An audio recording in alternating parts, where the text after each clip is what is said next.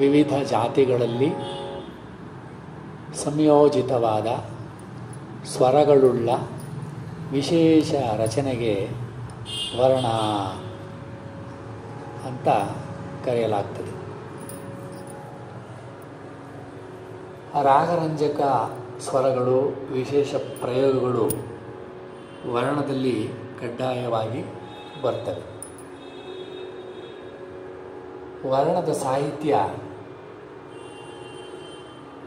ಅಕಾರ, ಇಕಾರ, ಉಕಾರ, ಏಕಾರ ಇತ್ಯಾದಿ ಸ್ವರಾಕ್ಷರಗಳನ್ನು ಹೆಚ್ಚಾಗಿ ಹೊಂದಿದ್ದು ವ್ಯಂಜನಾಕ್ಷರಗಳನ್ನು ಕಡಿಮೆ ಹೊಂದಿರುತ್ತದೆ. ವರ್ಣಗಳ ಸಾಹಿತ್ಯ ಹೆಚ್ಚಾಗಿ ಶೃಂಗಾರ ರಸ ಮತ್ತು ಭಕ್ತಿ ರಸದಲ್ಲಿ ಇರುತ್ತದೆ. ವರ್ಣಗಳು ಆದಿತಾಳ, ಅಟ್ಟತಾಳ, ಜಂಪೆತಾಳ, ತ್ರಿಪುಟ ತಾಳಗಳಲ್ಲಿ ಹೆಚ್ಚಾಗಿ ರಚನೆಯಾಗಿದ್ದು ಇತರ ತಾಳಗಳಲ್ಲಿಯೂ ಕೂಡ ವರ್ಣಗಳು ಇವೆ.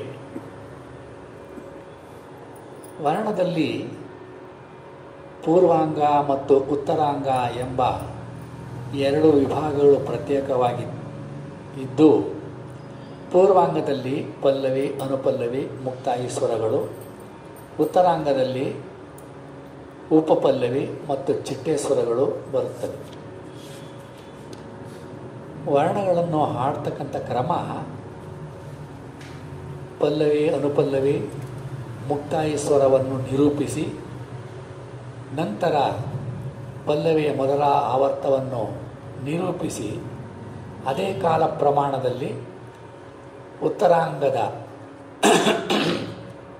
ಉಪಪಲ್ಲವಿಯನ್ನು ನಿರೂಪಿಸಿ ನಂತರ ಚಿಟ್ಟೆ ಸ್ವರಗಳನ್ನು ನಿರೂಪಿಸಬೇಕು. ಪ್ರತಿಯೊಂದು ಚಿಟ್ಟೆ ಸ್ವರವನ್ನು ನಿರೂಪಿಸಿದ ನಂತರ ಉಪಪಲ್ಲವಿಯನ್ನು ನಿರೂಪಿಸಬೇಕಾಗುತ್ತದೆ. ಚರಣದ ಈ ಚಿಟ್ಟೆ ಸ್ವರಗಳಿಗೆ ಚರಣಗಳೆಂದು, ಉಪಪಲ್ಲವಿಗೆ ಎತ್ತುಗಡೆ ಎಂದು ಕರೆಯಲಾಗುತ್ತದೆ. ಮೊದಲನೆಯ ವರ್ಣ ರಾಗ ಮೋಹನ. ಮೋಹನ ರಾಗ 28ನೇ ಮೇಳಕರ್ತ ಹರಿಕಂಬೋಜಿಯಲ್ಲಿ ಜನ್ಯವಾಗಿದ್ದು ಇದು ಔಡವ ಉಪಾಂಗ ರಾಗ. ಸ್ವರಸ್ಥಾನಗಳು ಆರೋಹಣದಲ್ಲಿ ಷಡ್ಜ, ಚತುರ್ಶ್ರುತಿ ಋಷಭ, ಅಂತರಗಾಂಧಾರ, ಪಂಚಮ ಚತುರ್ಶ್ರುತಿ ದೈವತ. ಅವರೋಹಣದಲ್ಲಿಯೂ ಕೂಡ ಈ ಸ್ವರಗಳೇ ಬರುತ್ತವೆ. ಈ ರಾಗದ ವಿಕೃತಿ ಸ್ವರಗಳು ರಿ, ಗ, ದ.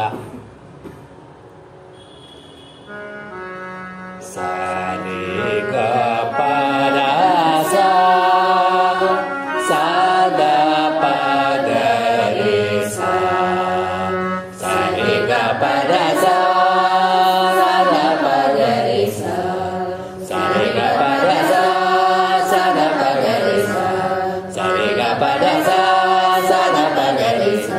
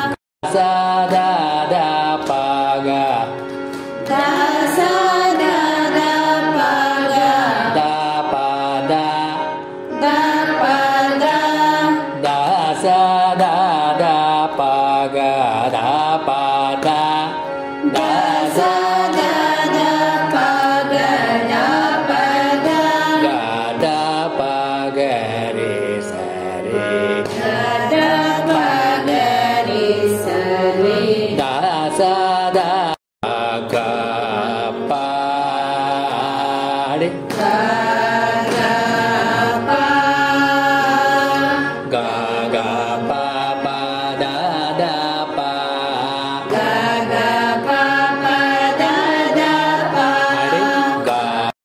sa